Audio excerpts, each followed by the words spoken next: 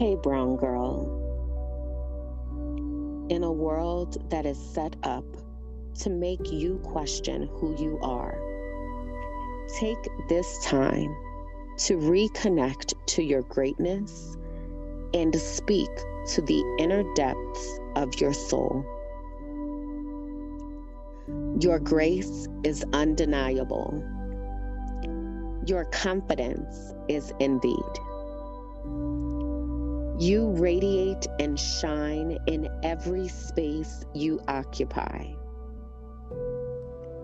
It's time to take back your power and remember who you are. Take a deep breath.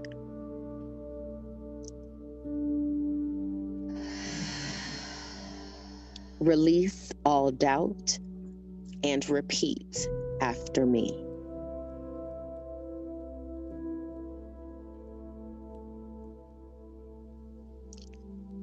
Today, I choose to walk in peace that will not be disturbed.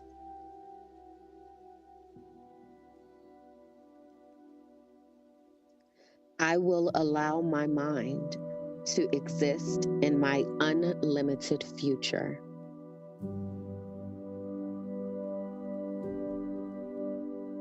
I am breaking cycles of trauma on my bloodline.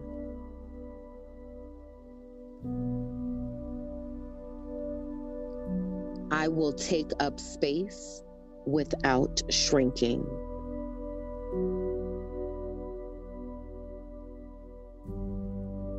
My ideas will impact generations to come.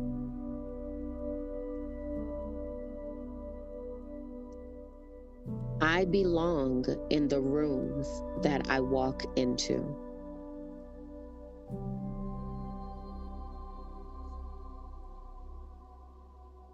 Today, I will effortlessly walk in purpose.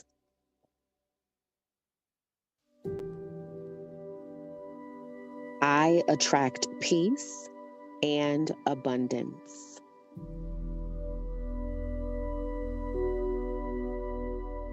When my feet touch the floor, the day stands at attention.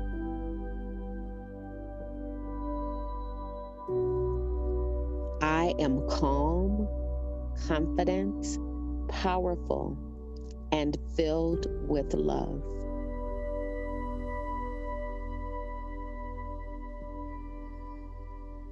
I trust myself to explore the possibilities of my heart's desires.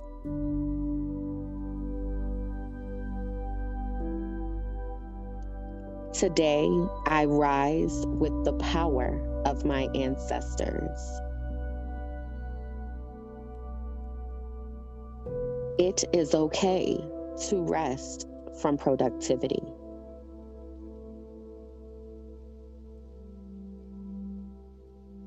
I will live my dreams out loud.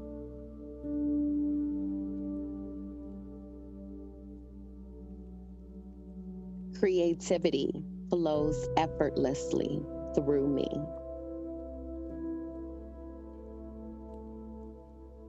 Emotions are welcome in my space and in my body.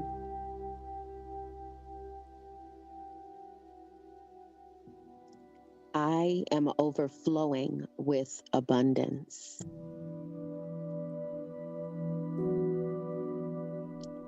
It is time to create again.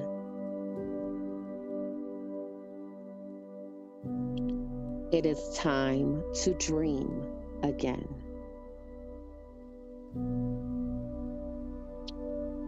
Every breath brings more joy, more peace, and more healing. I belong in every room that I walk into. Radical rest is my birthright.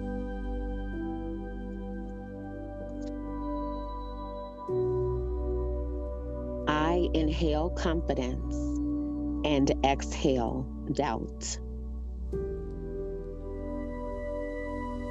Today, I choose gratitude.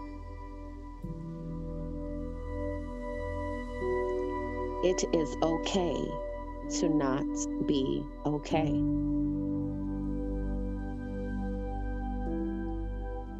My testimony will be someone else's survival guide.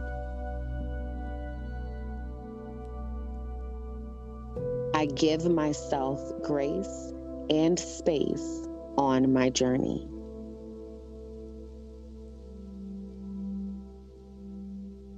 I show up every day as my full and complete self.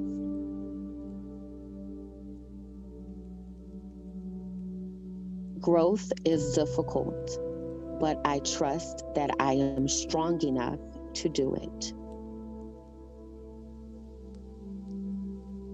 I will always be enough.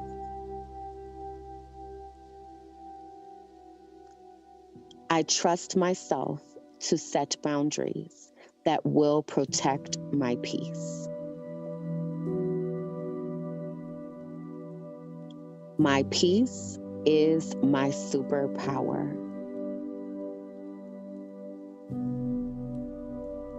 Every step in the right direction is a step in the right direction. I believe I will receive what I need at the exact time that I need it.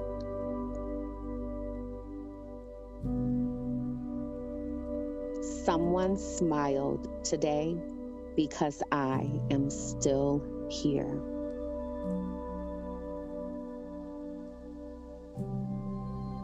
I believe in my ability to do things that scare me.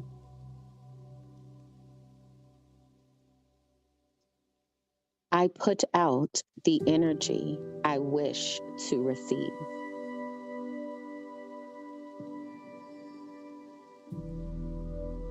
I will stop apologizing for being myself. My mistakes do not define me. I was put on this earth to walk out my unique purpose. I let go of drama and embrace peace. I am attracting people that align with my peace and my joy.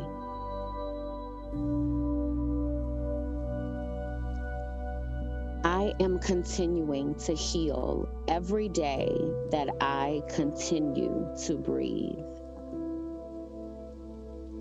I am confident that things are working out for my good.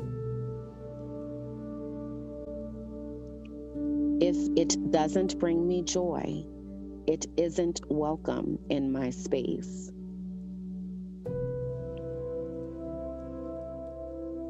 I only strive to be a better version of myself. As I walk, I shine my light on my journey of purpose.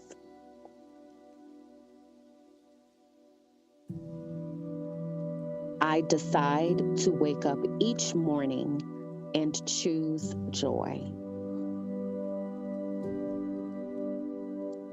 I am manifesting my happiest self.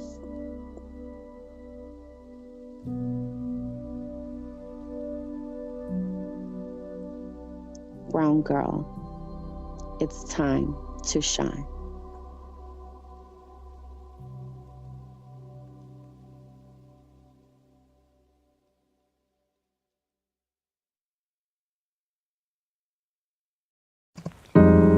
Hey y'all, I'm Kimberly, and this is the Frolicking Truth, a soft space for Black women who are tired, brilliant, and ready to heal. Here, joy meets justice. We calm our black ass nervous systems. We unmask and we leave behind whatever that is trying to kill us. You're seen here. You're safe here. And you don't have to do this alone.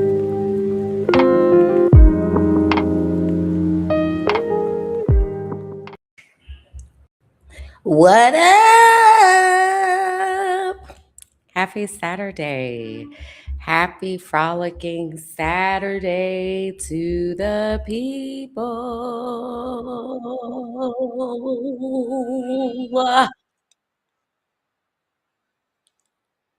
I'm really excited to be here, making sure my sound is working great. The microphone is on. Lord, outside is loud. I don't know if y'all can hear that, but they here too.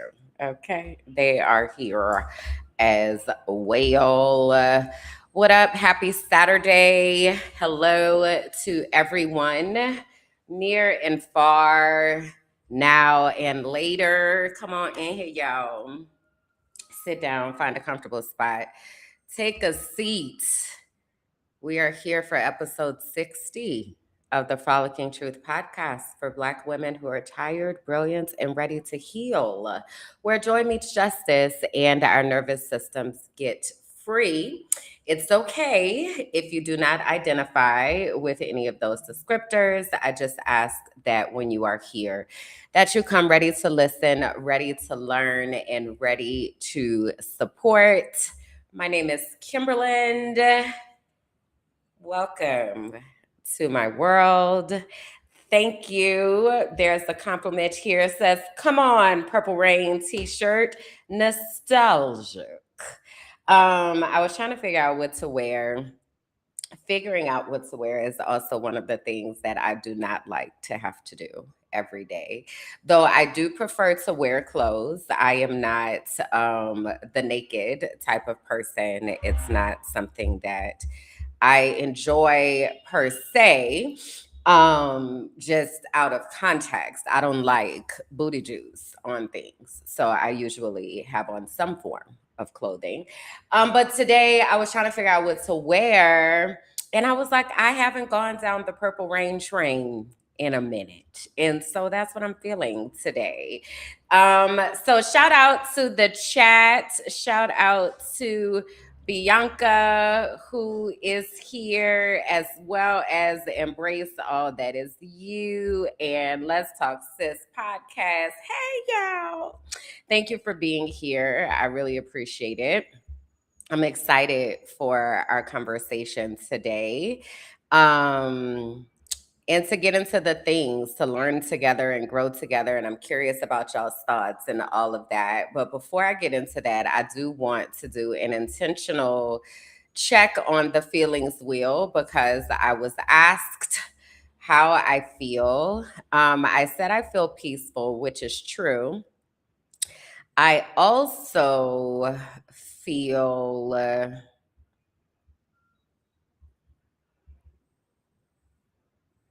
lighter. That's not necessarily a word that's on here, but I feel lighter. There are some things that there's a list, a rather long list, if you will.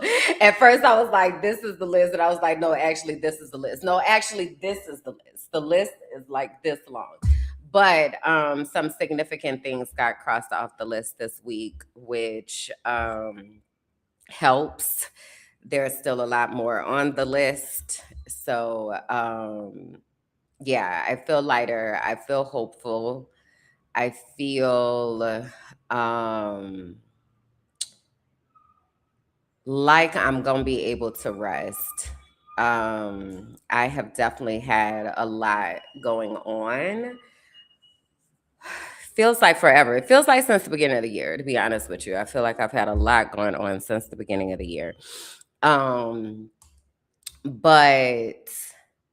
Today, I don't have anything else after this, and I am completely off tomorrow, which has not happened in a really long time. Well, I shouldn't say completely off. We are having marathon tomorrow, but I do not have to be on camera. I do not have to be holding space for anybody else besides myself. So, I'm feeling lighter. That's how I'm feeling today. Okay. And so I'll get more into the things when we do the auntie check in a little bit.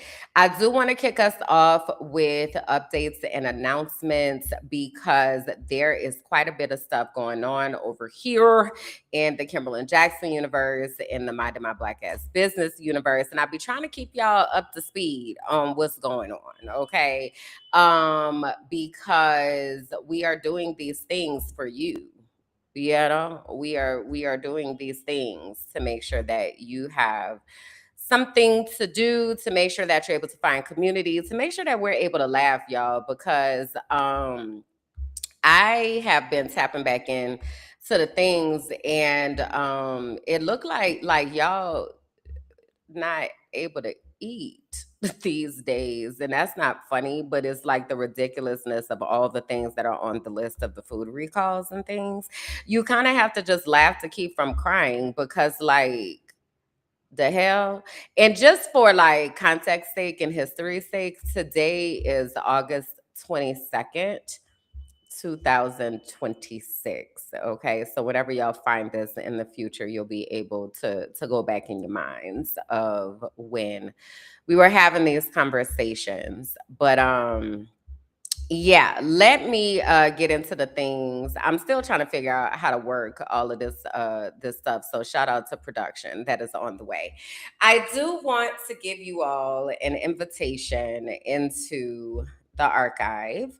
The archive is our Patreon community. That is the place where we gather and have conversations, where we disseminate information, which is really important. And so I'm trying to get everybody in there so that we can disseminate the information um, as frequently as we need to, if you will. So if you go to patreon.com/minding my black ass business, you can join us in the archive. And shout out to the keepers who are in the archive. It's $5 a month to be a part, and you get access to everything that's in there for $5 a month. And there are different portals in there to different universes and different people that are doing things. So I'll tell you about a few of them as we are here. I do want you to know that the archive is under construction. That is important to know and understand because we are building things out. This past couple weeks, I've been working on the mission, vision, and values of the archive, and really ensuring that it aligns with what we're giving, right? I want to be intentional about the words that I use and the people that we attract into the space. So it is under construction, all right? So have grace with us. Also know that you get to be on the ground floor of something amazing that is happening. So please do, again, come over and hang out with us there. This is the calendar for August. There is a slight shift. There is not a heal that shit today, is actually going to be next week. But as I mentioned, we're having the So You Don't Put Syrup on Your Grilled Cheese marathon tomorrow. And that will be going on all day right here on the network. And then everything else will be going as planned. So let me just go a little bit deeper into a couple things, and then I want to give y'all an update about September, and then we're going to get into what we want to talk about today. So every Wednesday, this is a Patreon exclusive event for the keepers. We have Just Ask Kim every Wednesday at 12 p.m. Just Ask Kim is a space for us to talk about the things that are happening behind the scenes, to have more intimate conversations, to have conversations about things that are not being discussed in public, to also connect and learn and grow and plan together, and to ask questions, right? This is also a space where we can just come and just talk about whatever might be on our hearts. So that takes place every Wednesday at 12 p.m. Eastern in the archive. Every Thursday, right here on the network, we have co-working. And Thursday co-working is in combination with the Let's Talk Sis universe. So this is an open opportunity to join the community as we work on building out our universes. So every episode we have a mindset moment where we talk about how we take care of our brains as creatives and as entrepreneurs. Then we actually do some work. So we do ask people to bring their projects and like we get the business, we lock in twin, if you will. And then we end with recording brands, business, and boundaries. This is every Thursday that we do this again from 12 to 2 Eastern right here on Minding My Black Ass Business YouTube page. This upcoming week, we are going to be recording some commercials. So you'll get to be a part of our BTS because we'll be recording commercials for the recurring events that we have during our podcast so that in these moments right here where I'm telling y'all all about this, we'll have a commercial that'll play and you'll get all the information that you need to get, right? And sis could sip some water. So we're going to be working on that this Thursday. So please do join us. And hang out. It's a good time. Again, the community be there in the chat and we have us a good kiki because it is necessary. I also want to uplift that the LTS Sisterhood, so that's where Shekinah lives, is going to be hosting Tea and Tinctures this upcoming Friday, August 28th at 7 p.m. Eastern. This is a Patreon exclusive space, so you have to be a member of the LTS Sisterhood or the archive to receive the registration link. But Live Whimsy is a space where we focus on holistic herbal infusions, medicinal and sustainable practices, and all the things that ultimately lead us to say yes, because we're feeling amazing in our bodies. So please do mark your calendars for that. And again, if you are in the archive, then you will have access to be able to register for Live Whimsy. Also, want to highlight, I've been talking about this for a few weeks now and just wanting to put this into your knowing and remembrance that we're working on the collective exchange. A lot of the things that we do here in this universe is on a barter system and creating opportunity for mutually beneficial exchanges that are not hindered by money and access to money. And so the collective exchange is a place where we're going to be advertising and talking about the different positions that we have that are available. And then we'll be able to have conversations about what that looks like to have a barter agreement. But this is a way for us to get access to stuff that we otherwise might not have access to. So if you have skills and talents, or you're saying to yourself, I would like to be able to contribute, I don't have a lot of money, but I would like to be able to contribute, this might be something that you want to look into. So stay tuned for the information about the collective exchange. And I want to remind y'all, I announced a couple weeks ago that there is a new podcast that I have asked to be a part of. And we recorded our first episodes of the Let's Talk Sis podcast 2.0 last week, actually, after the Frolicking Truth. We were hanging out online with the archive and with the sisterhood, and we recorded all those episodes. It's all right if you missed it though, because we are having our premiere Labor Day weekend. So everything that I'm about to tell you about is happening Labor Day weekend. That's the first weekend in September. Okay, can y'all believe it's finna be September? Is that blowing y'all's mind or no? Because it's definitely blowing mine. Now, mind you, we have one more Saturday up in here, okay, up in August. But September is right around the corner. So I want you to mark your calendars. So we are premiering the first episode of the Let's Talk Sis podcast 2.0 on Thursday, September 3rd at 7 p.m. And we're going to have a live premiere, live watch party. So you all can join us in the chat. You can have the conversations with us. You can share your thoughts as we are talking about the things. So go ahead and mark your calendars now for, again, Thursday, September 3rd. That next night, Friday, the LTS Sisterhood is going to be hosting us at First Friday's Girls Night In. This month, next month, sorry, because this is September. September is going to be a movie night. So we're going to have a community watch party where we are going to watch the classic movie The Best Man. Okay, so we'll have fun and games, movie bingo, always a good kiki that's necessary. Okay, so you can register at tinyurl.com/LTS Girls Night In. You can also find that information in the archive, and keep in mind we meet every first Friday of the month for Girls Night In. So you could go ahead and mark your calendars in advance and just go ahead and register for the things. Okay. So that is going to be happening the Friday of Labor Day weekend. That Saturday, of course, we're going to have the Frolicking True Time, just like right now. And then that Sunday, we are having the Archive Cookout, y'all. This is our virtual day party that we are having.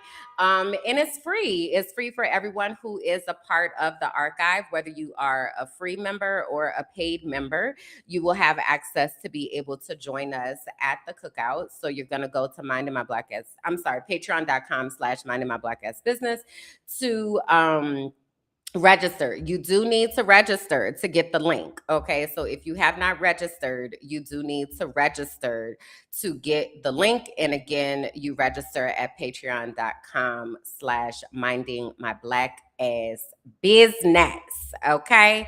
I'm really looking forward to the cookout. We have DJ sets, we have karaoke we're going to be doing, as well as a gift competition. We were figuring out the logistics of the gifts and things the other day. So that's all set up to go. So it's going to be a good time. And more than anything, it's going to be a time for us to just hang out and laugh and actually meet each other, albeit virtual, but meet each other and see who we have here in the community. So yeah, mark your calendars. It's all day. It's going to be from 2 to 10 p.m. Eastern. So you can pop in and pop out, or you can hang out with us, and just be a part of the festivities. All right. So mark your calendars for that. Now, I am going to take a moment to sip some water. So let me go ahead and allow you to hear some information about Discover Your Destiny. What if the thing you've always called too much was the exact thing God designed on purpose? This is for the ones who've always known they were different. Too sensitive, too loud, too knowing, too intuitive, too woo-woo. But what if your sensitivity is actually your superpower? What if your intuition was your inheritance? Discover Your Destiny is a 10-week sacred journey back to yourself. We explore the design of your soul, your spiritual gifts, and the unique way that God speaks to you. This isn't church. It's not a rule book. It's not a performance. It's the moment you stop chasing approval and start walking in divine alignment. You'll gain clarity, language, and confidence around who you are and what you are here on the earth to do. You'll learn the real voice of God. And if you feel called to go on to become a certified intuitive melanated life coach, this is where that path begins. There are 2 ways to enter this sacred container: the Destiny track, full investments and coaching experience, or the Divine Exchange track, where internship meets soul work. You'll support podcasting, content creation, or brand development behind the scenes while learning how your unique gifts benefit the collective. Your knowing isn't a flaw. It's the fingerprint of God. This is your invitation, and I hope that you'll answer.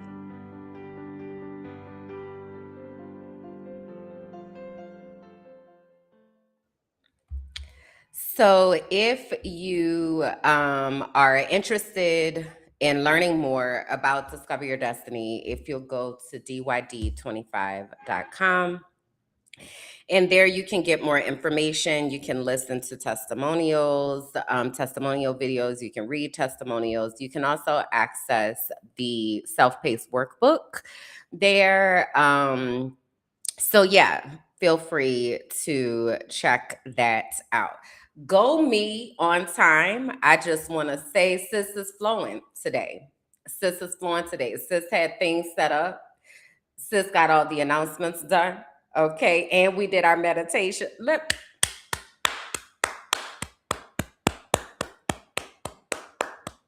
I'm gonna have to upload me some sound effects in here because this deserves a real round of applause. And because my other phone had broke where I had all the sound effect things on it, it broke. And so now I don't even have it on my phone. So I'm just out here, just no sound effects, like who does that? But anyway, so yeah, I'm really proud of myself that I did that.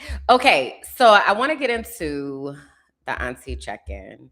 And the auntie check-in is the part of this time where I share with you all what is going on in my life, um, and what is happening behind the scenes.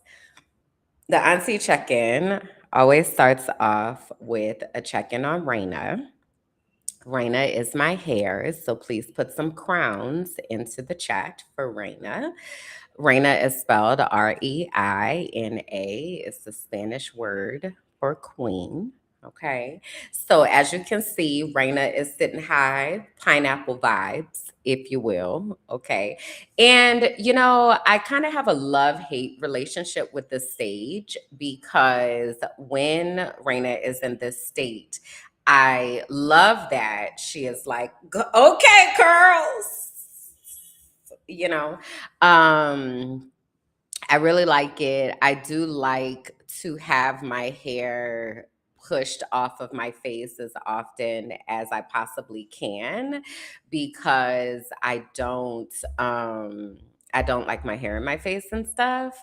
So I do try to do that as often as I can. But what this also means when Raina gets to this state is it's time to get washed. That's what it really means.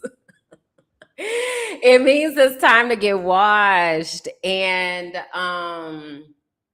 I have been working on the wash routine. It has been getting easier and more efficient, if you will, as long as I don't wait too long.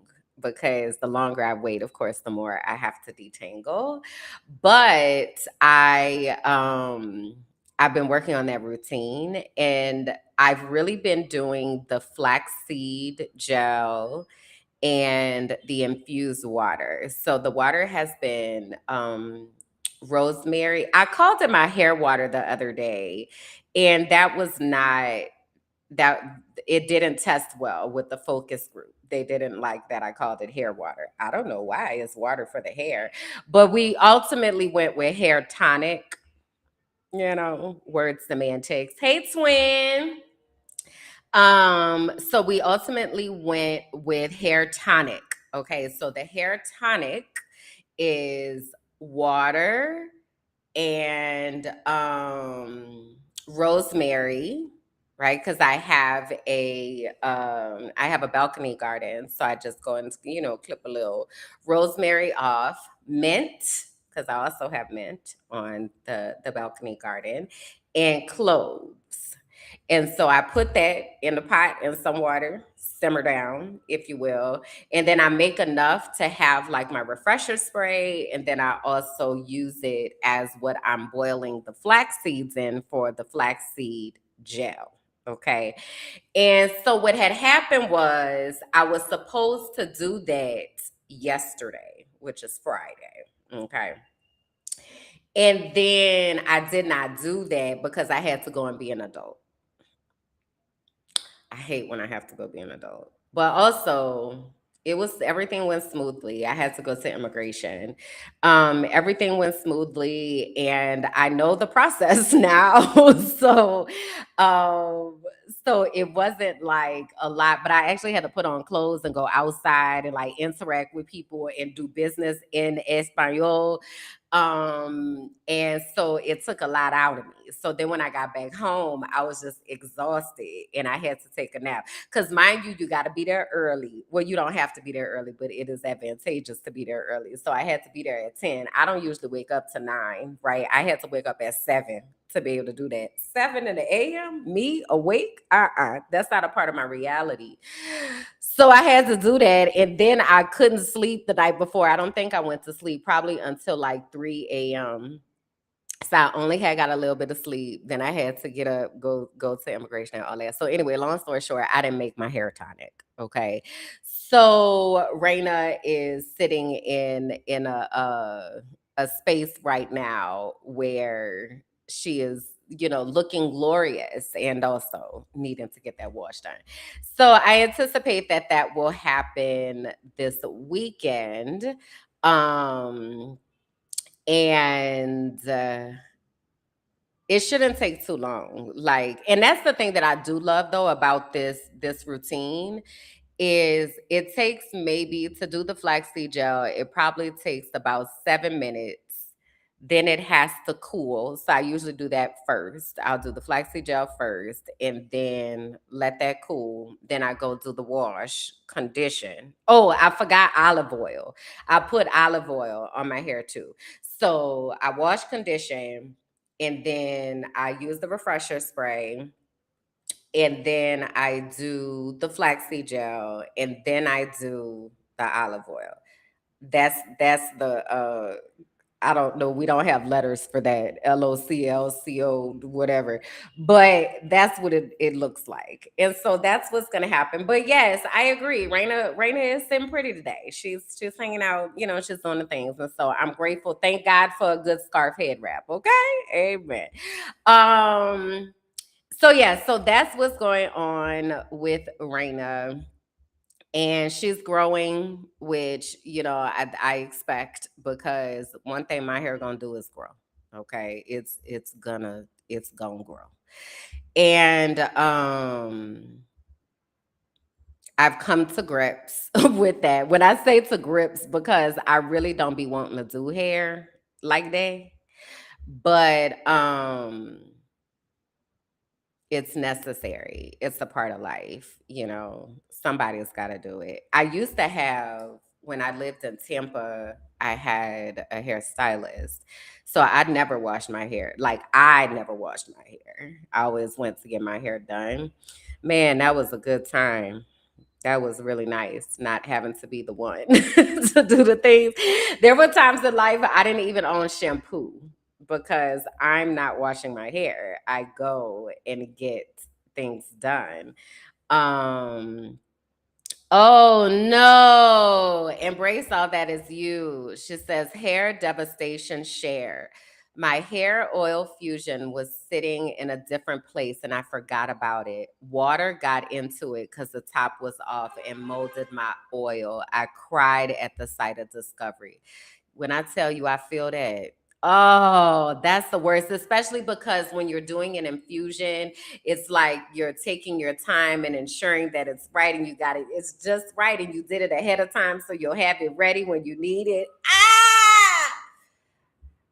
I know that feeling. That's how I felt. Man, this finna give me the heebie-jeebies, but I'm finna tell y'all. So I had some flax seeds, right, that I was making the flaxseed gel with, and they were in the cabinet, and so I was going to make some. This is what happened the last time I had washed my hair. I was going to make the gel, and it was like little ants or something in it. It gave me the heebie-jeebies so bad. I was like, it's the worst when there are things in your things. Y'all, speaking of, remember how I was just talking about food? Oh my God, this is making me creep and crawl too. I just saw a video where somebody shared McCormick spices that there were maggots in their sesame seed. Ah, listen, we got to figure out how to grow our own food, okay? And create our own products. See, this is the whole thing. This let me just brain dump for a minute for all of you who are here. Also, if you're listening and you haven't come and say hi, come say hey in the chat. There's people here. Um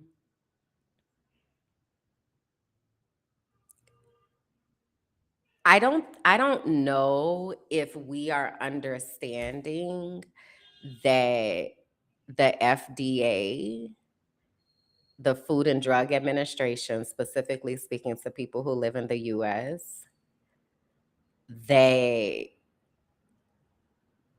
it's compromised. It's like I don't know how else. I don't know how else to call it. Maybe y'all have some better words that y'all could tell me here in the chat.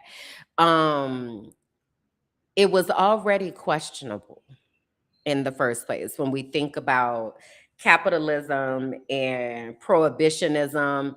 Oh my god, I have so many sidetracks. Wait, let me help myself come back to this. Somebody, y'all do me a favor, write this for me in the chat, FDA, so I could come back to the FDA. But I want to go down this prohibition thing for a second, because I heard yesterday, I don't know, I didn't do my independent research, so I'm just repeating what I heard. Again, y'all could correct me, it's totally fine.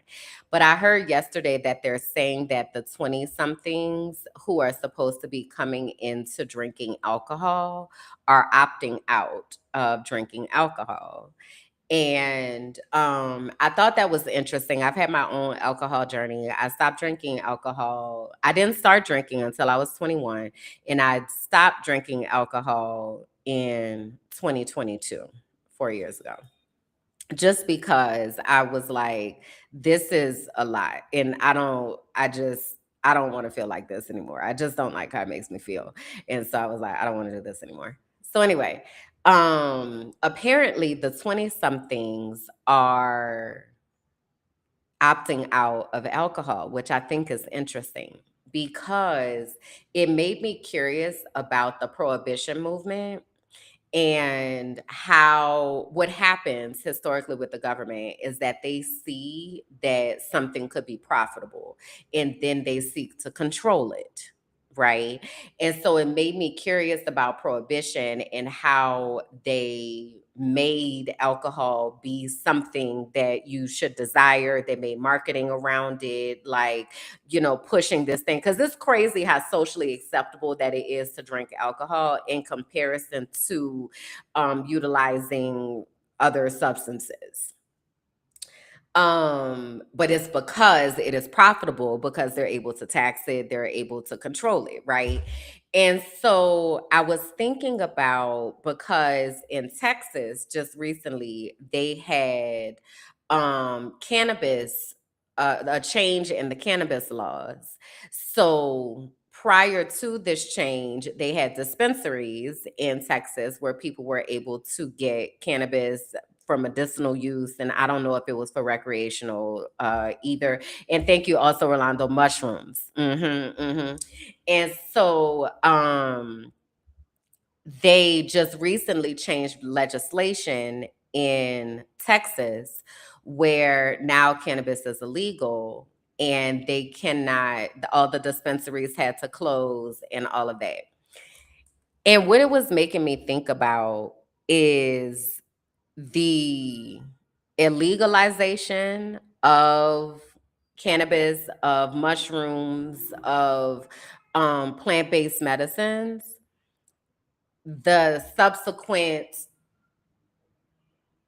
attempts to control it, right? Because the whole like dispensary situation, if you will, is a way for the government to be able to control it. They had grants, they're controlling who they give the grants to, all of that. And so now I'm curious about where things are gonna go from here.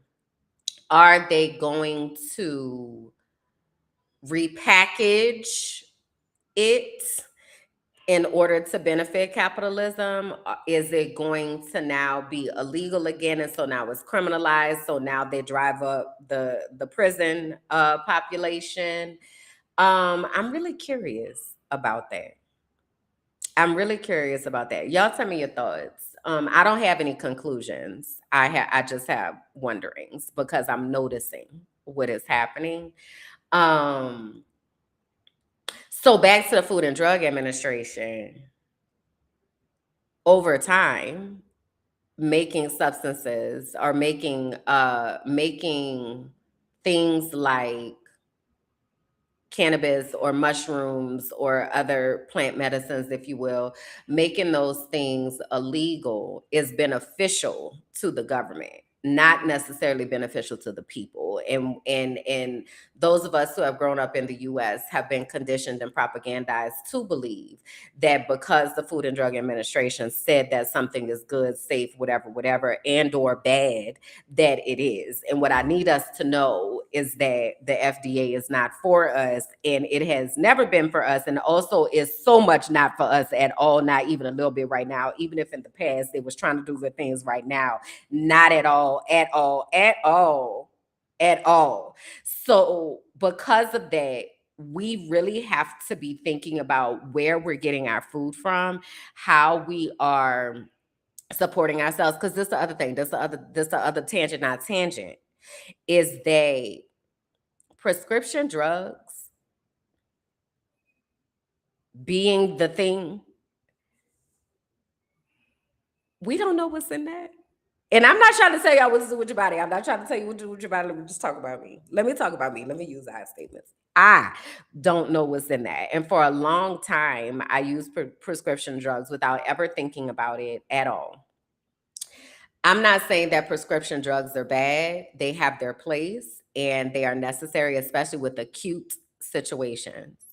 What I'm saying is the government demonize and illegalize some of the things that we already had naturally to be able to support ourselves in remaining healthy, treating certain situations, what have you, holistic medicine, if you will, that became frowned upon and in many cases illegal so that we can be pushed into the prescription drug pipeline because it's only beneficial to the government. Y'all know all the side effects that they be talking about.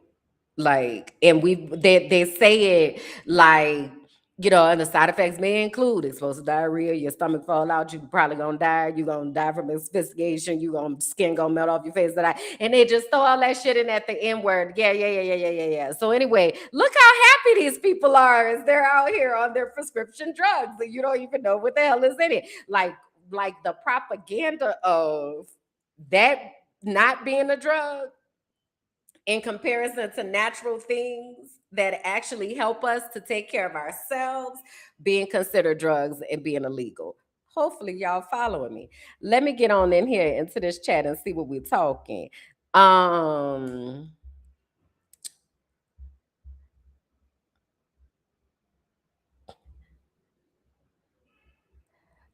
Would you say these fools have been very outspoken about criminalizing cannabis use? Okay. My understanding is that recreational use was never legal in Texas, but it was for medicinal purposes with an RX. Thank you. But that's not, they done ixnayed that on out of there. Let's see. But now that legalizing it is on the table, watch them start buying up commercial property where they're designated land for possible grow houses. And that's what I'm wondering. That's what I'm wondering what the flip is gonna be. Because there's always a master plan to get to the money. Like there's always a master plan. So that's what I'm curious about. Calling things demonic and witchcraft. I'm not finna go down there today. I'm not finna go down there today. But when I tell you, I'm just not going to do it. I'm just not going to do it. I'm just not going to do it. I am going to practice self discipline and I'm just not going to do it. Okay, let me move on. The commercials, Rolando said they say it over a sweet melody with some happy white folk frolicking around. Yeah, like it's just he said they're on a swing set at the beach, but their liver is about to fall out their ass. Though this is what I mean. It's like if we listen to what they're actually saying, it's it's it's crazy. I embrace all that, as you said. I love the commercials listing the side effects. Yes, clear up my skin and let me have the runs too, and liver damage. Like it goes so far, but then people be saying stuff. This is how desensitized we are to it. Is that, for example, a lot of people be talking about deodorant. Deodorant is a hot topic. Who uses deodorant? What kind of deodorant you use? Whatever, all that kind of stuff. I made a confession a few weeks ago. I am indeed what y'all call crunchy. I'm all right with that. Also, I'm trying to figure out what my body is like with the least amount of disruptions as possible, right? And so I have been figuring out what type of deodorant that I want to use. And also, I'm actively trying to be aware of what I put into my body. But anyway, I bring it up because it's summertime, right? It is spring where I live. Okay. So it's not too hot, not too cold. Always. So it's not as big of a deal here as it would be, let's say, if I lived in New Orleans, where I'm from. Anyway, the reason I bring it up is because people be saying stuff like, give me my aluminum. Now, mind you, aluminum in deodorant is linked to breast cancer as well as other types of hormone disruptions, right?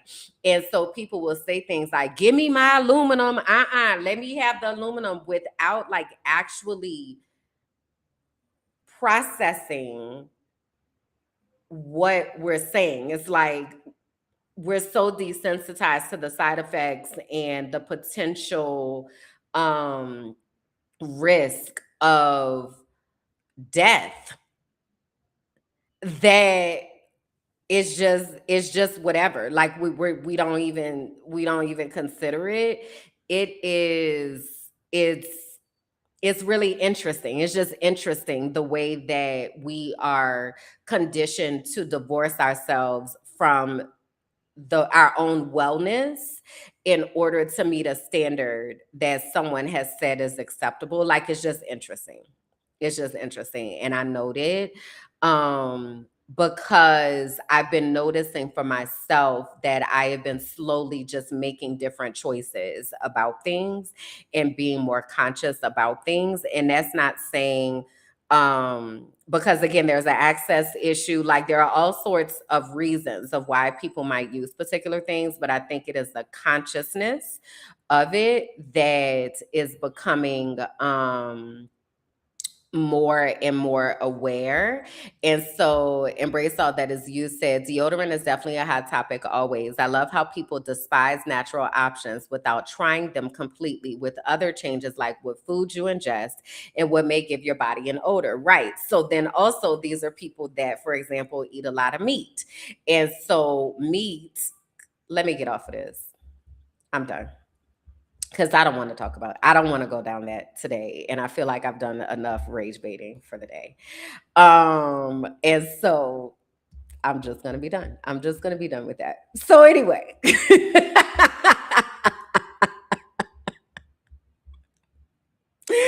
Those are some of the things that have been on my mind. And yeah, so that's what's happening behind the scenes with the things and with the auntie check-in. All right. And see. So the next segment is Frolicking in the Feed. And Frolicking in the Feed is where I share something that I've been seeing out. I've shared a few things already that have come across my feed. One, I do want to mention that I haven't looked at my numbers lately about how much I've been on different social media platforms. But what I do know is I ain't really been on no social media platforms like that. Um it's really interesting. You know what I be spending my time doing? I be spending my time, sometimes I'm playing a game. Like, if I'm on my phone, let me say that. What I'm spending my time on my phone doing is either playing a game to let my brain not have to do anything, or I am actively working on my phone. So I'm designing something, writing out a script, or I'm like communicating within different WhatsApp chats or what have you. But I'm not necessarily on social media. So a lot of things are happening that are not coming to my knowing, right? That is somewhat on purpose because it's a lot that's happening, and I had a lot and have a lot that I need to focus on as I'm preparing to transition and all that. But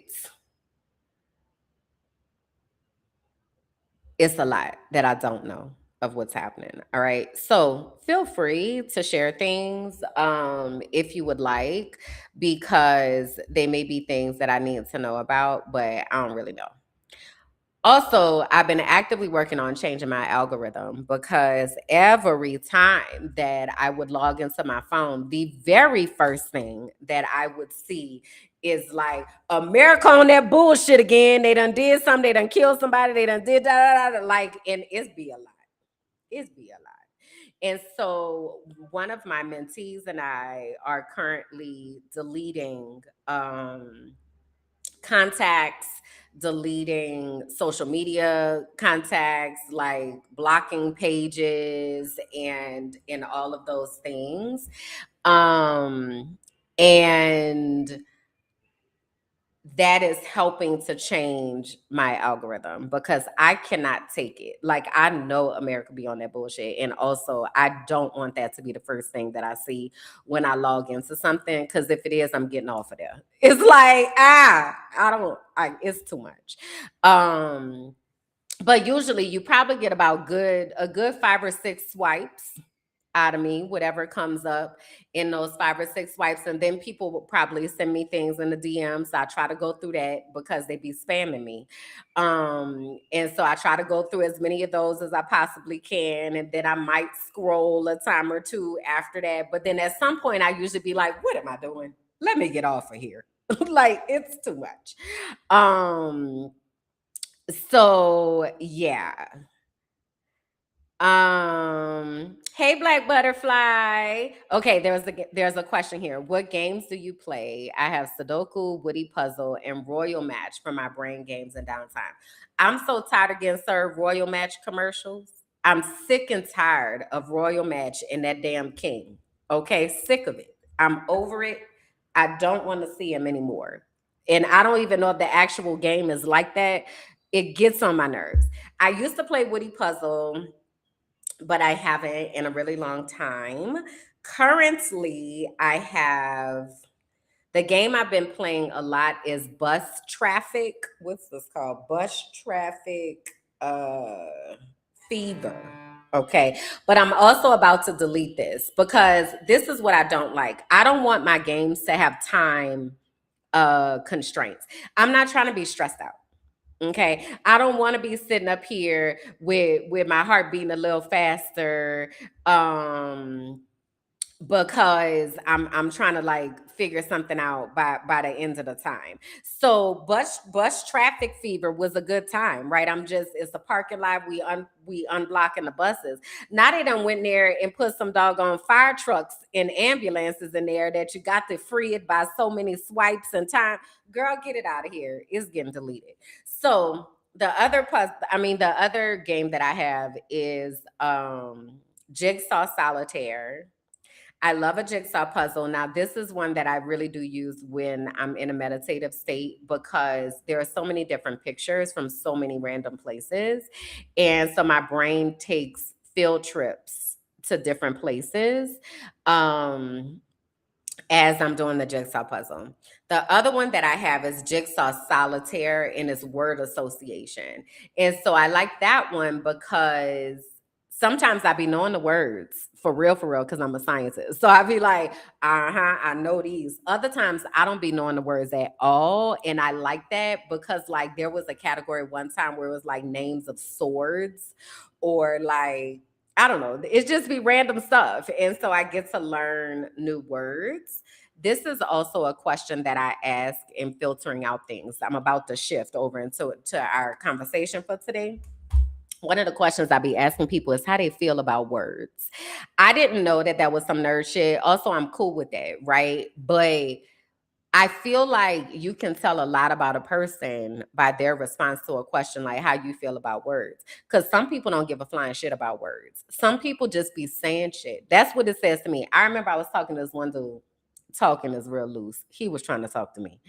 And I asked him, I said, how you feel about words? And he was like, I don't what do you say? I don't really be thinking about them.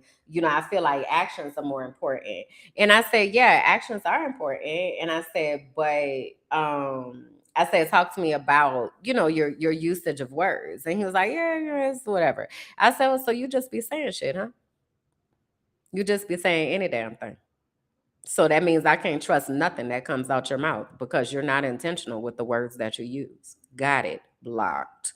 It is like it's an immediate telltale situation, sign, red flag, green flag, when somebody answers a question like, how do you feel about words? Like it gives a lot of information. Look, here they go in the comments. I'm about to show y'all what I'm talking about.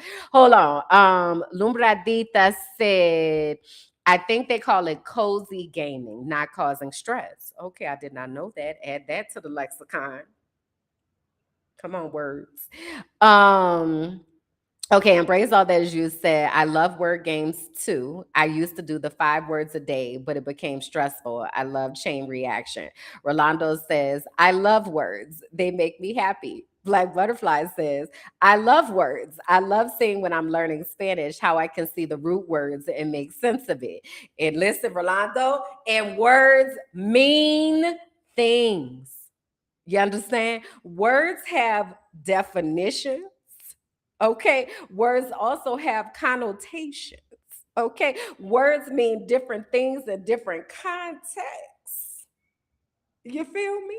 He say, I can't stand when people say a word because they think it makes their sentence sound cute or something, and you don't even know what you're talking.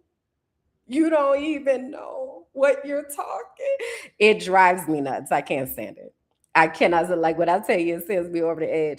And so, one of my filtering questions that I have included into my life is, how do you feel about words? Tells you a lot about a person. Is immediate block, or maybe you can go on to the next stage. We'll see, you know?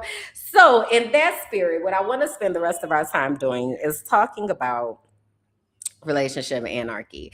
Because wait, let me go back to the frolicking in the feed because I want to set it up. Okay. So, I get just a few swipes down there on the Instagram. And one of the things that came across my my swipage, if you will, was this creator named Krista Embodied Bloom.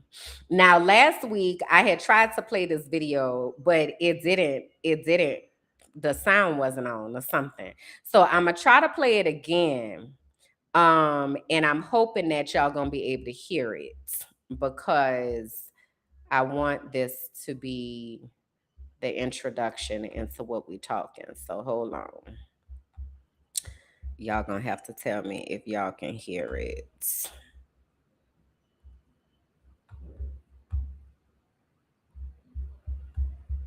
Okay. This video is for anyone who is considering buying a house with their friends and living collectively. Put ones in the chat if y'all were able to hear that from me, please.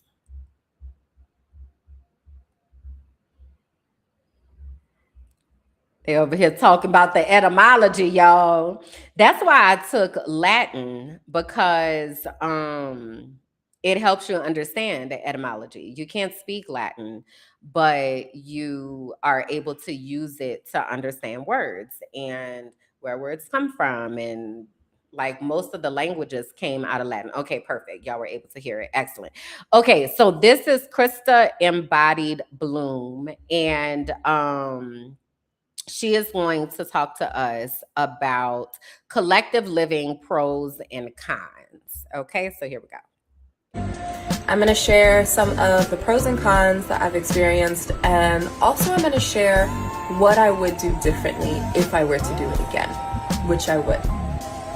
So first of all, I own a multifamily house and I live in it with several of my friends.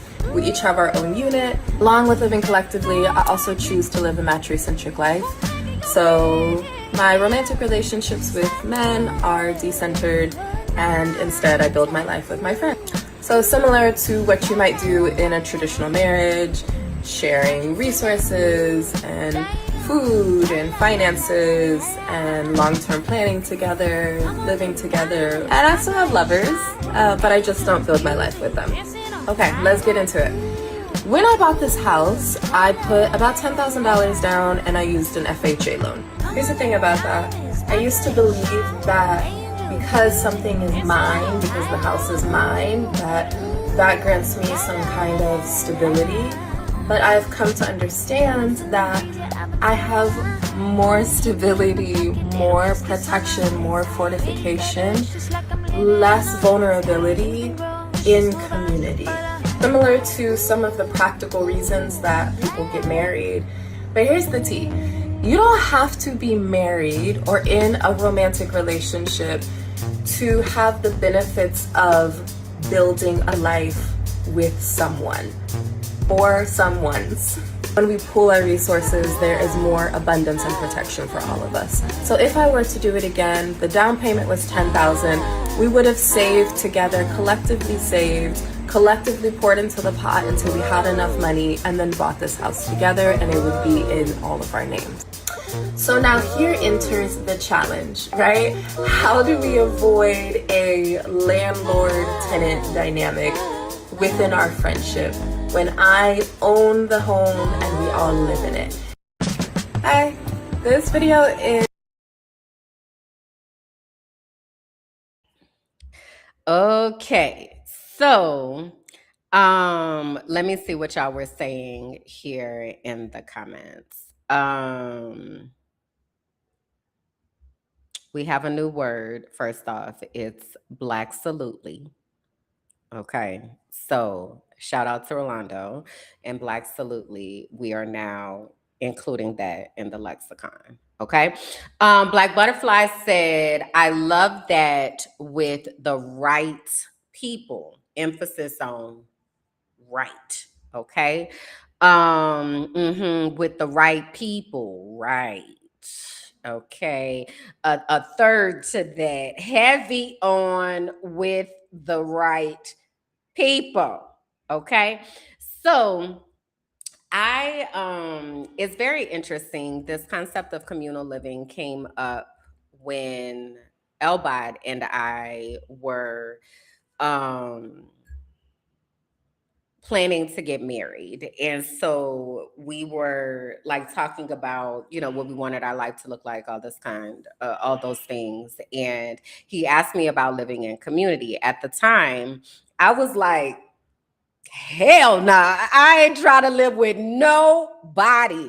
Because he was like, we could have community dinners and we could do this. I was like, this doesn't sound like anything that I ever want to participate in ever. Like, leave me the hell alone, like type shit.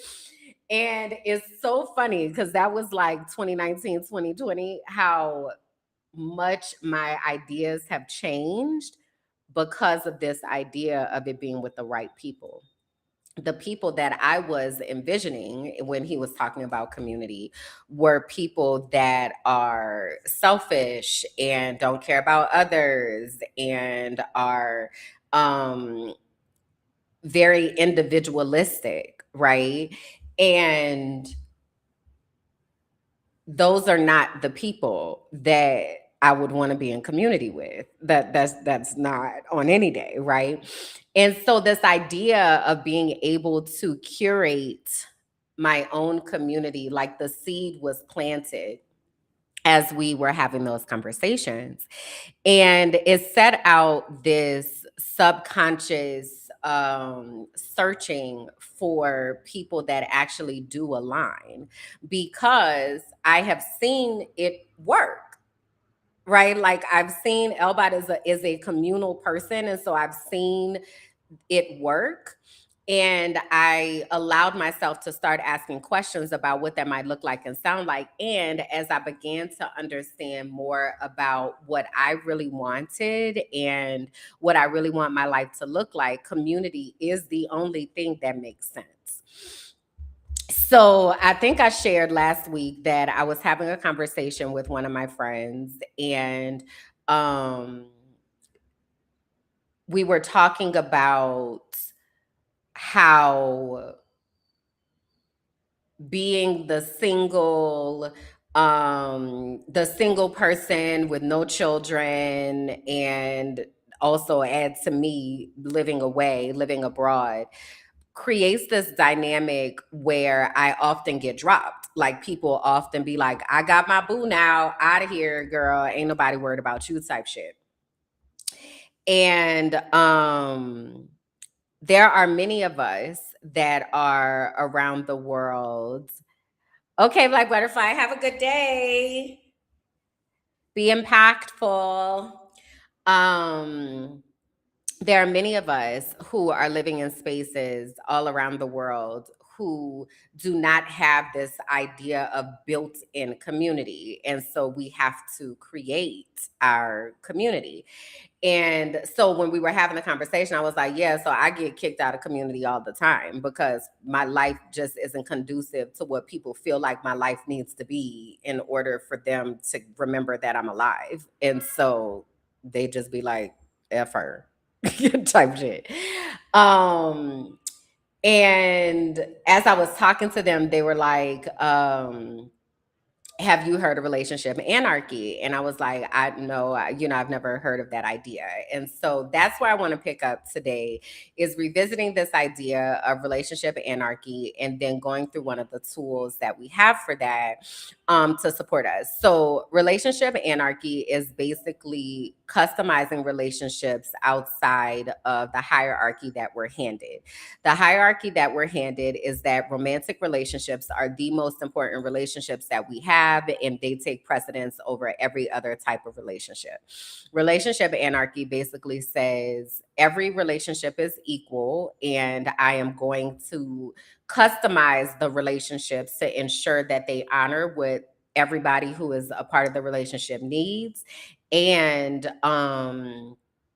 this relationship doesn't get more or less time based on sexual access, basically. Because this is what it comes down to. I remember I was telling this dude that, now mind you, this was after a mental health crisis, after going back to Mexico where this girl almost tried to kill me, and then like coming back to Colombia. And I was like, I need a friend right now. Like, I'm not worried about busting it wide open. Like, I really need friendship right now. And for me, friendship is the deeper relationship. And that is what I need right now. And he was basically like, I don't want to be your friend. And I was like, the fact that you could say that you don't want to be my friend and also simultaneously want to have access to my sexual energy is kind of blowing my mind right now, because friendship is a requirement to get to that. So, but it stuck with me because I was talking to my cousin Kalanda, and I was like, it's just so crazy, like the way that we look at these relationships. And she was like, honestly, the only thing that should be different is the access to sexual energy. Like, that's really interesting, right? Again, just note it, live your life how you want. Also, that doesn't align with what I need. And so it's kind of stuck with me of thinking about what that means and what that looks like for me, because there's a bigger question underneath it all, which is like, how do I want to show up in relationships, and how do I want relationships to show up in my life? So let me go over to this relationship anarchy smorgasbord. Now, I don't know if y'all knew that smorgasbord is an actual word, but it is. It's not made up. It sounds like it's totally made up in my world. But all words are made up in that case. But smorgasbord is one of my favorite words because it just sounds so ridiculous, but also at the same time, it's a great word because it kind of brings everything together. Okay, so the relationship anarchy smorgasbord. It says, to form relationships, you and another can pick any number of items from any number of platters. Take a huge helping or just a small scoop. The dish the two or more of you hold is your relationship. Remember, you must agree together on what is in it. No sneaking items in without the other knowing, or there will likely be conflict or disappointment later. Also, it's your dish. So if you guys decide to change what you want from the smorgasbord later, that's cool. Okay. Now, on this smorgasbord here, there are all sorts of what they're calling platters. So there's a romantic platter: friendship, domestic, sexual, caregivers, life partner, physical touch, emotional intimacy, emotional support, social partners, financial, business, collaborative, power dynamic, and kink, right? So basically, what you would do is you and whoever else is in this relationship would sit down and you would say to yourself, so for example, I'm going to do this in practice. So I'm going to talk about somebody that I want to have an intentional friendship with. Matter of fact, I'm going to talk about, hold on, let me pause this for just a second because I want to tell y'all something right quick. A few weeks ago, there was a situation that happened with a friend and myself, and I did not really understand what was happening in the situation, and I basically dropped them. Like something was happening, and I should have been there to like be support, and I wasn't processing what was going on, and so they felt dropped. And that led to us needing to have a conversation to figure out what happened and then figure out how we want to move forward. And I said to them, well, they said to me, I would like for us to talk on this particular day so we can figure this out. And I was like, okay. And when we got to the conversation, I had to apologize. Like I dropped, that was not good. Like, I'm not proud of how I handled that. And then they also came to the conversation and were like, what I realized is I never told you how to best support me. And I had a lot of assumptions that I was like, you should know this and you should have did this and you should have done that, when in actuality, how would you know to do that? How would you know that's what I need when we've never had that intentional conversation, right? And so in that, it brought me to this idea of relationship anarchy. And I was like, I think this would be a really good practice for us to sit down and talk about what we need out of this relationship. And I'm gonna come back to him in a minute. Okay. So in that particular relationship, for example, now this is not a sexual relationship. So that's not a platter that I'm bringing into the situation. So that's not on that's not what they called it. If a dish is your dish, so I'm taking that off the dish. Kink is not something really that is necessary in this space. Taking that off. Domestic for me in a lot of relationships, it's really hard for me to live with other people. I live with OCD, and that is really difficult. This is also someone that we live in different places and all that, so sharing a dwelling or home is not really something that we are having on our platter. We talked about physical touch last time. I know I'm skipping around, but we talked about physical touch last time. And physical touch doesn't just mean like sexual touch, right? That could also mean hugs or this says like dancing, could be something. Are you okay with any type of physical contact? For me, I would be like, yeah, hugs are totally fine. There are some friends that they cuddle together. For me, that depends, on that particular relationship. So that would be a place where we would talk, like what kind of physical touch would you like from this relationship? But the two that I wanted to kind of center on were the idea of being, where was it? Emotional support. And I think it was three: emotional support, power dynamic, and caregiver. So I want to start with power dynamic because I was listening to AJ Johnson and Angie Martinez, the IRL podcast, the other day. And I'm probably going to wind up having a conversation about that probably over in Naya's space at some point. But one of the things AJ was saying is like how she had to be intentional with her boundaries because her friends are also sometimes people that she coaches. And that happens for me a lot where, there's some type of dynamic where I wind up being like a facilitator coach type thing. But it's also important for that to not be the only dynamic that's present in that relationship. So what is our coaching dynamic going to look like? What is our friend dynamic going to look like, right? Also, for example, I'm not somebody who really thinks about age a lot. Unless something happens that makes me wonder if age is the reason that it happens. But I don't lead with thinking about, I'm 45, you're not 45, therefore you are older than me or younger than me. Like, I don't really come into relationships that way. So for me, age is a determinant of how long we have been on the earth, which means that we have had more days that we have lived. That does not mean that one's experiences are more or less valid depending on their particular age. So that would be a conversation that I would intentionally want to have about what that power dynamic looks like, right? Emotional support, being able to be in a space where you're able to listen without giving advice, right? Maybe that's something that you want from your relationship. Listen to me, hear what I am saying, be witness, but I don't need you to fix what's happening unless I ask maybe for advice. Is this someone that I need them to remember things from time to time, right? Because let me tell y'all something about Kimberly Jackson.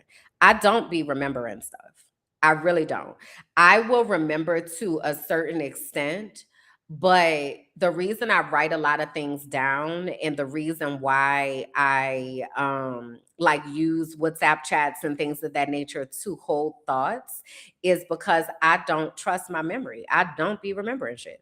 I know I don't. And so I'm not even taxing my brain to try to remember things when I have tools to help me to remember. But if you're someone who needs people to remember things, then that's something, one, that needs to be expressed, because it might be like, you forgot my birthday. And okay, also, did you tell me it was your birthday? Right? Did we have intentional conversation about that? Did I put it on my calendar so that I can remember? Right? Like, there have to be steps that are taken in order to honor that, as opposed to, you forgot about my birthday, therefore you don't care about me, you're a horrible person, you never loved me anyway. When it's like, no, actually, I didn't help myself to remember. And so let me actually do something to help me remember, because I know that that's something that's important to you. Right? If we look at caregiving, so as a single person who does not have a partner, does not have children, does not have family that is nearby, caregiving is something that I think about often, because the idea was always for when I would ask people like why they would have children, and even when I asked like my mother, like, why did you choose to have me? It's like, because I need somebody to take care of me when I get old. One, I don't want you to ever assume that just because you have children that they're going to take care of you when you get old. I really do believe that the relationship that you have with your children in adulthood is a direct reflection of the parent that you were. Like, I believe that fully. Now, granted, there are other things that matters that may come into play, of course, but it is not an assumption that because you have children that they're going to take care of you, right? So I believe it is our individual responsibility to figure out our caregiving plan and making that clear about what that looks like. Even yesterday, when I had to go to immigration, I needed to put somebody down as an emergency contact.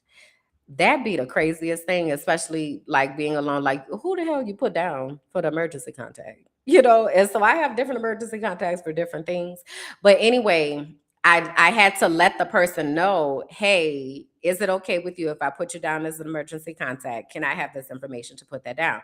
The other day I talked to somebody and it was like, yeah, so and so on there. I ain't tell them or nothing, but like So the whole idea of relationship anarchy is that we're having conversations about these things and being intentional about communication so that we know how to best show up in each other's lives. There are people that have said to me, hey, in the event of my untimely passing, I would like for you to be the one responsible for A, B, C, and XYZ. Thank you for letting me know. Now I know to hold those things near to me, right? So as I was talking to my friend and I was saying, I really feel like we need to do this relationship anarchy exercise, the smorgasbord, I think is going to be really helpful for us. And it's going to allow us to be able to remove a lot of the assumptions that we've made. It kept bringing up this idea of being alone in this world. And so they had said to me, they were like, I just realized that I need to be a priority to someone. And I'm not. I'm not a priority to someone. And when I tell you I felt that so deep, like I know what that feels like to literally, I tell people all the time, I live in the computer. I live in the computer. I am easy to forget about. You're not going to run into me in the grocery store. Like, you're not going to be out one day and see me at a party. Like, I live in the computer. And so it is very easy to forget that I am an actual person with actual feelings and an actual life that I am living alone. And so it makes me wonder about the people that are out here by choice or by circumstance that are alone, who don't have this built-in community, and how many of them, of us, are being dropped. And I think it's important to talk about, because those of us that haven't had a wedding or didn't have a baby shower, or there's no big thing for some big thing, if you will, traditional thing that has a card section at the local drugstore to celebrate. Our things don't get celebrated. I'll give you another. My birthday is on Valentine's Day. I often spend my birthday alone because everybody is busy, partnered, doing whatever they do with whoever they love. But I don't get to be prioritized on that day, even though it is my birthday, right? And so there was a long time that I didn't talk about it because it was just kind of like, this is. But when I heard him say, I need to be someone's priority, I was like, yeah, we all deserve to be somebody's priority. We all deserve to have somebody sit down and say, you know what, I care about this relationship, and therefore I want to make space for this relationship. I want to give this relationship the same type of energy that I give to the other relationships in my life. I want to ensure that there's just as much time for you as the others. And when he said that to me, I was like, you know what? We need to make each other a priority. So what does that look like?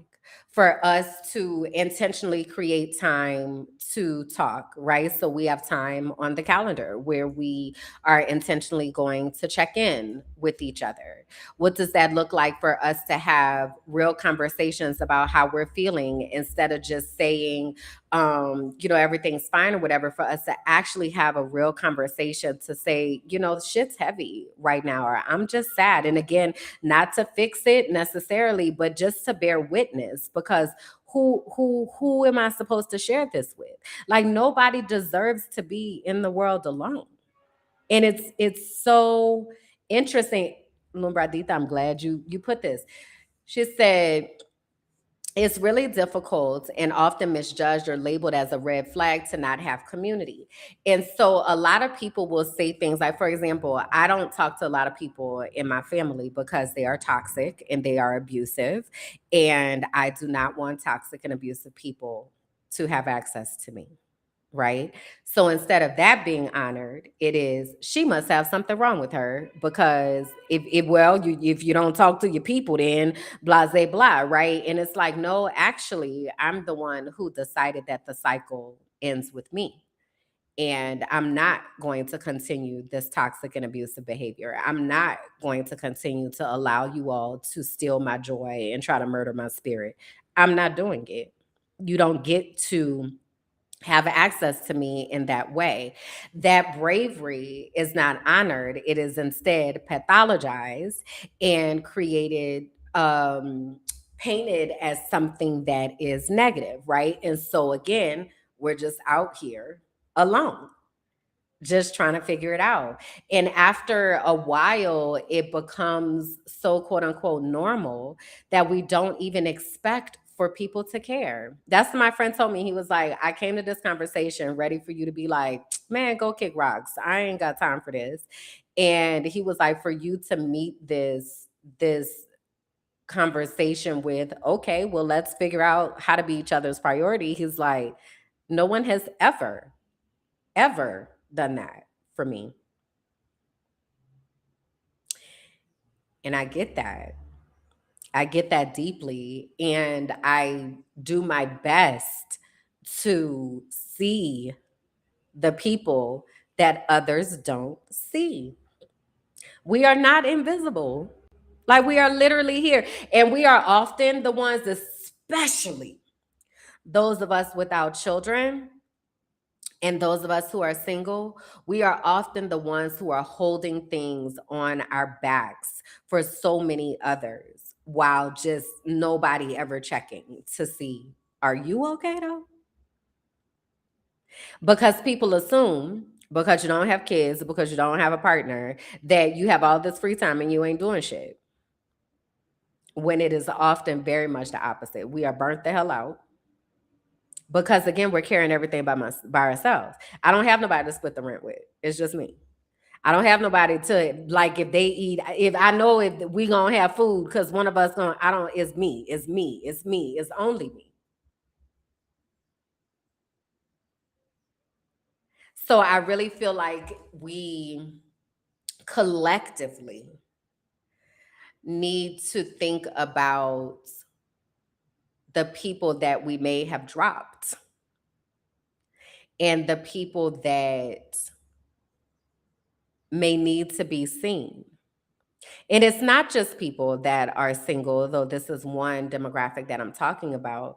There are people that have experienced grief or some type of life altering event or some type of medical emergency. I have a friend right now who is fighting against breast cancer, and she had to find people to be there for her so that when she goes and have her surgery, that they are able to make sure she gets home from the hospital, that she's not at home recovering by herself. I have another friend who had a knee surgery who literally had to recover by himself because there was no community to be there. You know, we got to do better.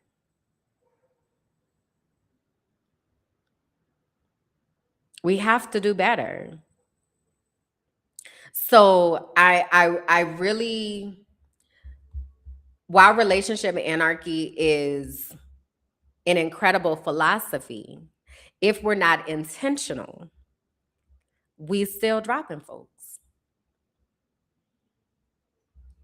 You know, and this smorgasbord, if you will, helps all of us because then we can say, okay, I recognize that I haven't seen you, that I haven't honored you, because this is what my friend told me also is he was like, he said, I took your humanity from you because I'm saying to myself, she should know better because she does this. She, does brain research. And I literally am talking about the brain and like what's happening, but there's a difference between the script and processing what's happening. I am a delayed processor.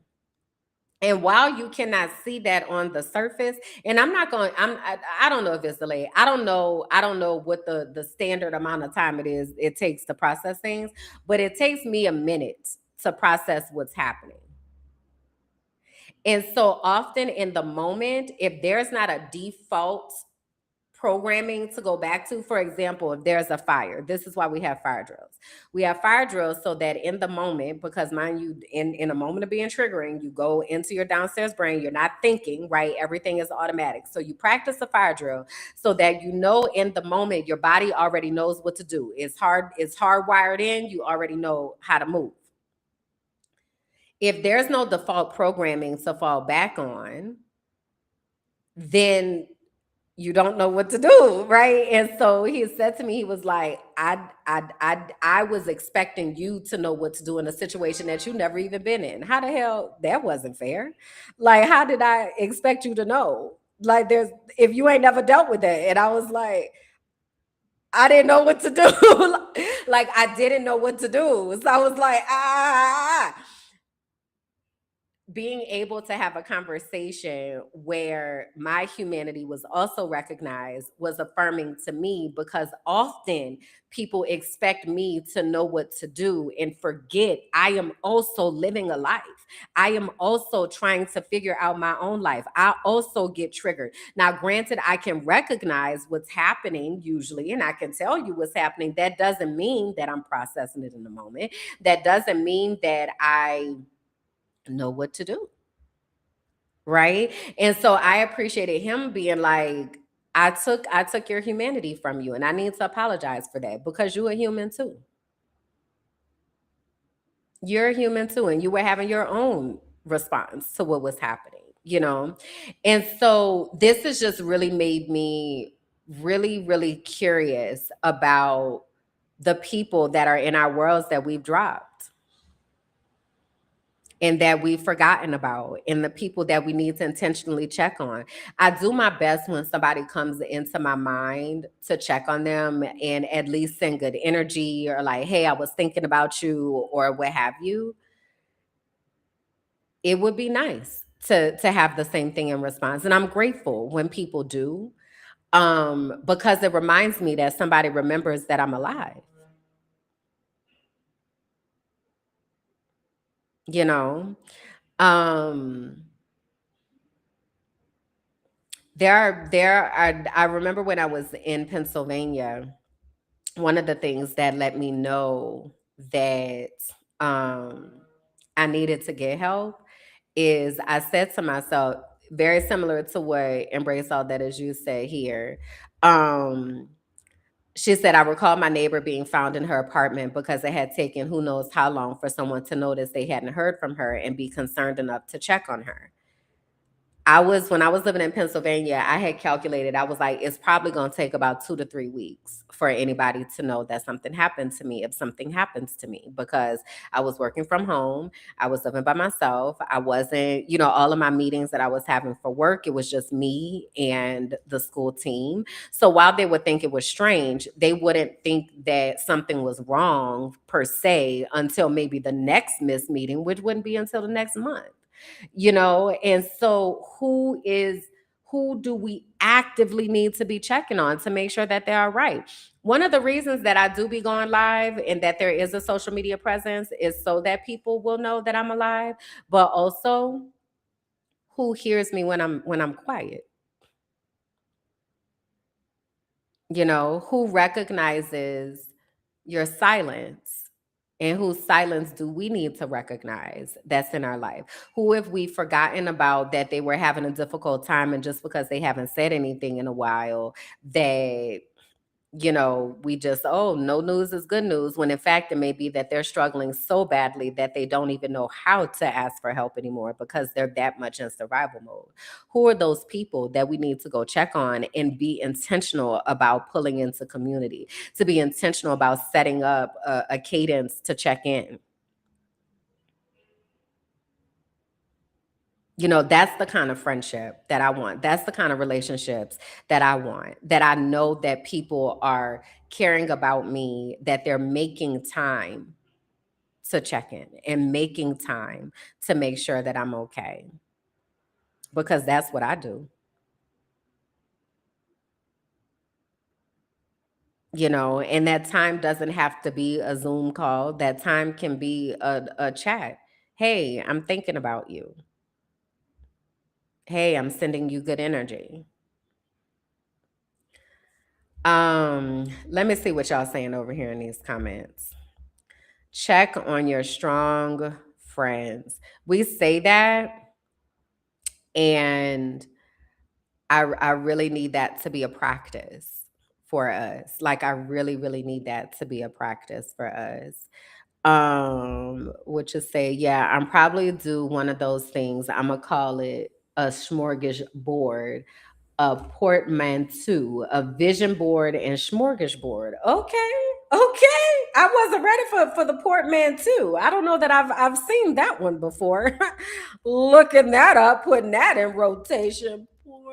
Portmanteau definition.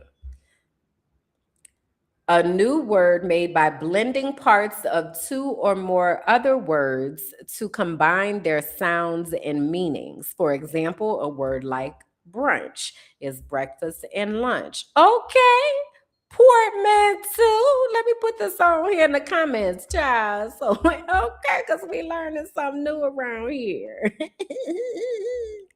I love it. I love that. Okay, let me see what else y'all said.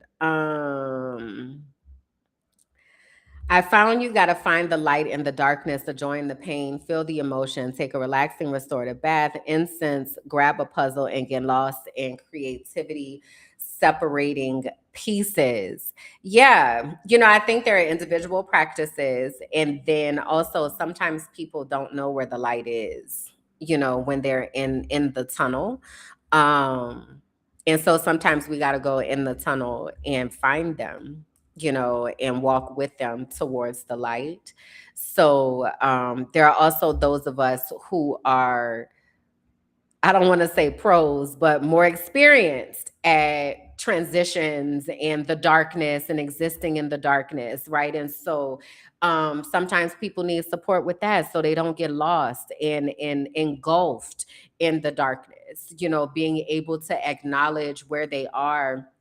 I know there have been times where I was in a depressive state and I would say, I'm depressed, and people are like, oh, I just want you to feel good. Well, I don't right now. Like, I'm depressed right now. Like, can you be here with me in this too? Or I'm only acceptable when I'm happy. That's the only time that it's okay. And so that also brings up another demographic of people, are people that have mental health struggles. And mental health is not, I don't know why, I know why propaganda, but I don't know why mental health is not treated as seriously as cancer, heart health, operations and surgeries and other things that may be going on. Our brain controls everything. Our brain literally controls everything. And so, if anything, we need to be checking on our mental health and each other's mental health. And that's why I see on that relationship smorgasbord, when we're talking about, I don't know that one of the categories was intimacy, but intimacy and emotional vulnerability, that's something that I need, because I want to know how you actually doing. I want to know how you're actually doing. Not just, oh, good, everything's good, another day, another dollar. When I tell you I can't stand those type of responses, because they don't mean shit. They don't mean anything. It is full on just shut up. You just might as well say, I don't trust you enough to share what's going on in my life, or I don't know how to identify what's going on with my life, so I'm going to give you some silly platitude as if it means something when it actually doesn't. Like, anyway. All this wisdom, as I get older, I'm understanding more and more that saying youth is wasted on the young. Wisdom is, I'm glad to have it. I'll tell you that. I'm glad to have it at this point in life. Um, I wish we would call it brain health. It feels like calling it mental health downplays the severity. Okay, I can rock with that. I can rock with that. Yeah, I remember. So, I was a science teacher, and I would teach my students about the cell. And I would tell them the nucleus is the brain of the cell. The nucleus of the cell controls everything that happens in the cell. And one day I said to myself, the brain, like our brain controls everything. Everything. And it is probably the organ that we know the least about. It's probably the one we talk the least about. And it is the one that is pathologized the most. It is the one that is outcast the most. Brain health. Let's go with it. I'm here for it. Rolando said nobody asks for depression, right? Platitudes are for coworkers. Don't another day, another dollar me. This is what I want you to know. This is what I want you to know. If we're in relationship, don't do that.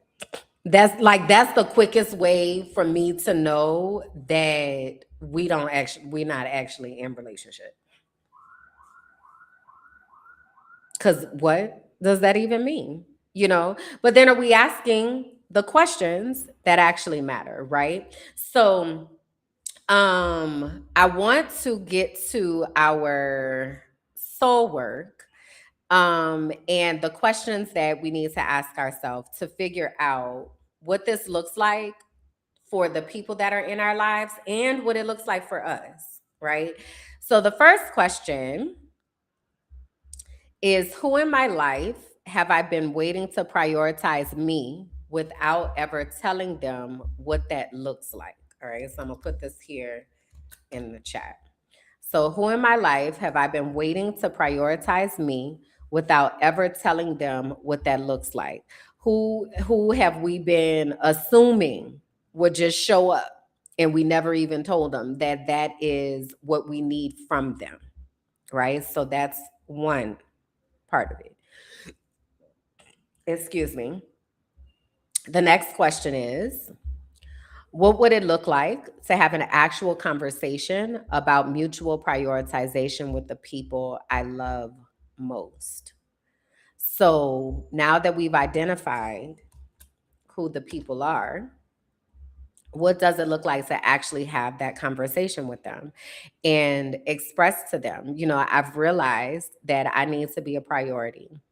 And I would like to make you a priority in my life, and I would like to be a priority in your life.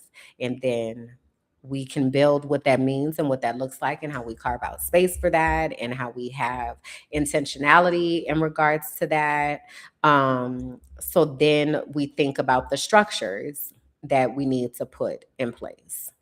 Okay.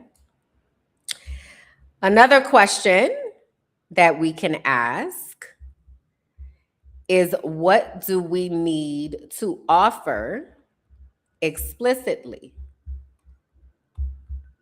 to people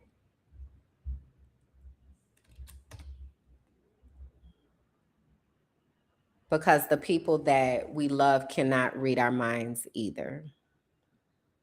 After the earthquake, somebody messaged me. Now, mind you, the earthquake happened, 2 weeks ago, maybe almost 3. Somebody messaged me the other day and they were like, I've been so worried about you since the earthquake. That was the first time I heard from them. And I was like, this doesn't feel like you were very worried about me at all. Not even a little bit. Like, what? What type of actions do we need to explicitly offer to let people know that we care about them? Because the same way we can't assume that people know what we need is the same way we can't assume that people know that we care if we're not being intentional and letting them know that we care. So what does that look like? What actions need to happen so that we can be intentional in letting people know that we care about them, that we're thinking about them, that we're holding space for them?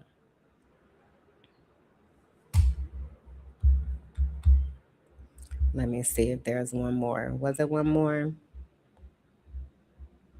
I think that was the last one.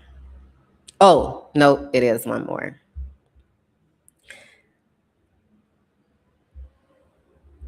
And this one kind of goes, I guess, before the other one. But who have you not been seeing? Who has been missed? Who has dropped? Who have we dropped? Who do we need to be intentional in checking back in with? Who do we need to have intentional conversation about how their spirit is feeling, or how their heart is feeling, or how their brain is feeling? Who have we not been seeing? I want us to identify those people and take actionable steps towards supporting them. So again, this might be a single friend, a childless friend, somebody who's moved away, someone that you know has experienced grief and maybe we haven't checked in, someone who is just quiet. Haven't heard from them in a while, haven't seen them in a while, haven't been on social media. You know, who are those people? Name those people and then ask yourself what that looks like to check in with them and let them know that you care. Okay. So that's our soul work over the next week. Because the idea, getting back to the idea of communal living, is curating communities where we are able to support each other. And that could look like the emotional support, right? Making the consistent space for them and seeing them. That could look like logistical support. You know, maybe these are people that you want to be a part of your care plan. I mentioned just a little bit ago that when I had the mental health crisis, you know, there were people that were on my list as people that were not just emotional support, but also logistical support. I'm a medical professional. I can make sure that, I communicate with her doctors and help in that area, right? So having those types of conversations is important as we're thinking about being in community. Um, and then also, what does joy look like in these spaces with these people? You know, when are we getting together to laugh or to celebrate each other? What do we need to celebrate that we haven't celebrated, that we kind of just been downplaying? You know, I done built a whole universe over here. I don't know that I've really celebrated that for real, you know? So what does that look like to really honor what we have been doing, even though it doesn't look like the traditional milestones and markers that everybody else has? But what does that look like to create a culture of celebration? You know, um, I want us to be more intentional with communicating what we need and also showing up for each other and the folks who don't necessarily have that built-in support system. Like, how can we be more intentional in that? All right. Uh-oh. Rolando say, I'm not gonna lie, that first question actually effed me up. I don't know how I'm gonna sit with this one. Dang, twin. Mm. For remembrance, the first question was, who in my life have I been waiting to prioritize me without ever telling them what that looks like? Listen, I'm just a messenger. I'm just here carrying the messages and calling us into doing a better job at showing up for ourselves and showing up for each other, you know. Because I really do believe that community is going to be our way out of this. Like and through this, because I don't know where out is. You know, we're in the tunnel right now. I don't necessarily know where out is, but I do know that community is what is going to keep us balanced and connected.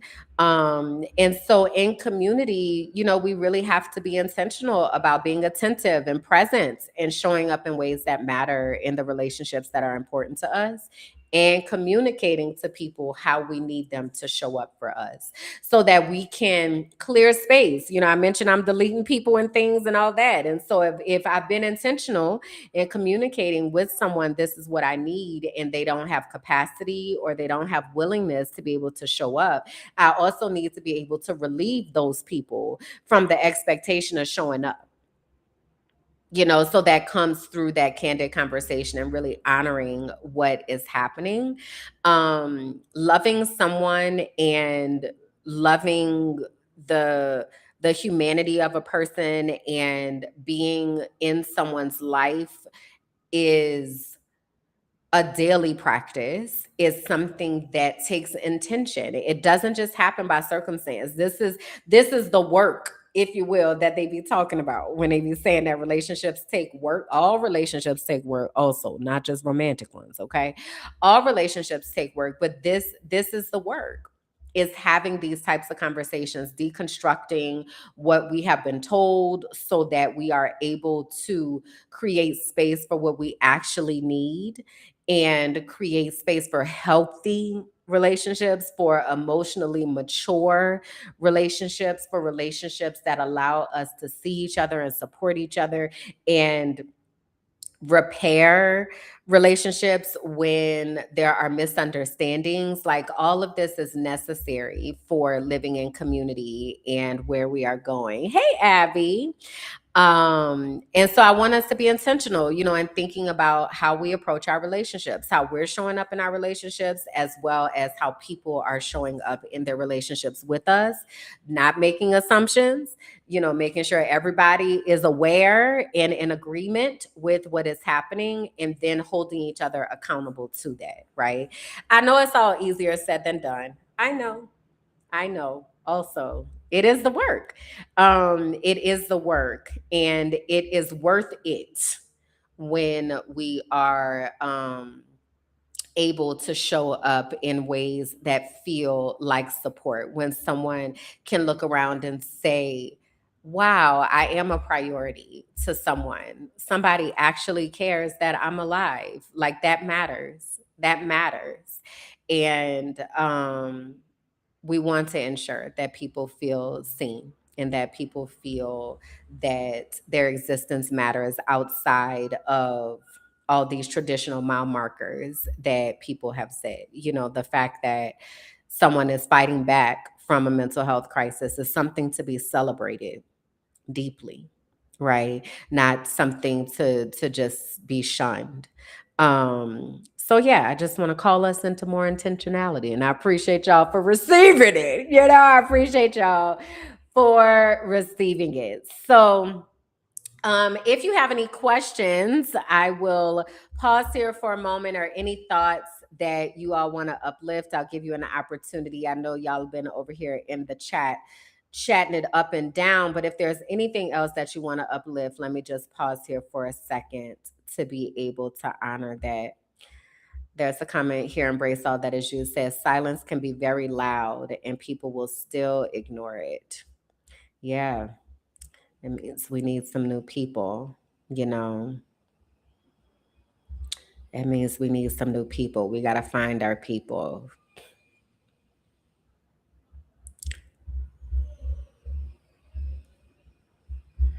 So the quote today, excuse me, wait, hold on.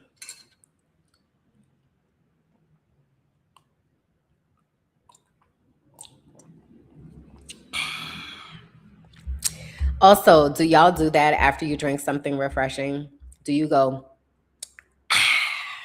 That's how you know that it's actually refreshing. If you don't do that, it wasn't actually good. I don't make the rules, I just communicate them. So I just wanted to drop that little nugget. You're welcome.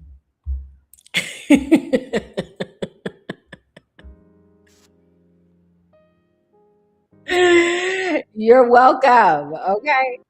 Okay, so the quote for today is from Bell Hooks. And the quote says, one of the most important things we can do is learn how to love one another well. That means being attentive, present, honest, and committed to the growth and well-being of the people we love. Love is an action, y'all. Love is an action. It requires us to show up. And it requires us to communicate what we need from people to show up, right?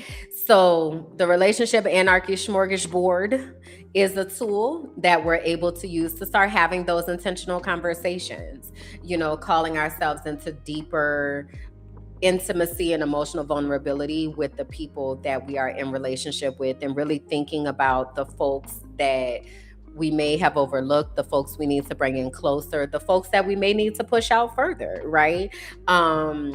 It gives us a way to be able to start having meaningful conversations about the people that we have in our lives. We're going to need that. We're going to need that. We need it now, but we definitely going to need it for where things are going.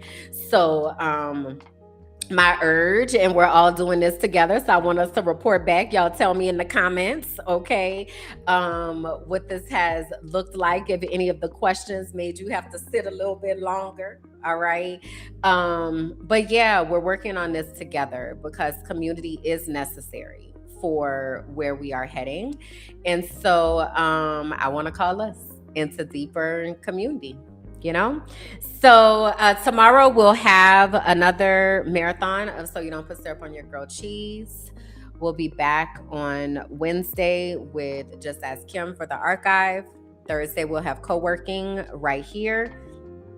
Excuse me. And Friday, we'll be doing some teas and tinctures with the Let's Talk Sis Sisterhood. So make sure, if you have not already, that you have joined the Patreon. Make sure you've registered for the cookout. Okay. The cookout is happening on September 6th.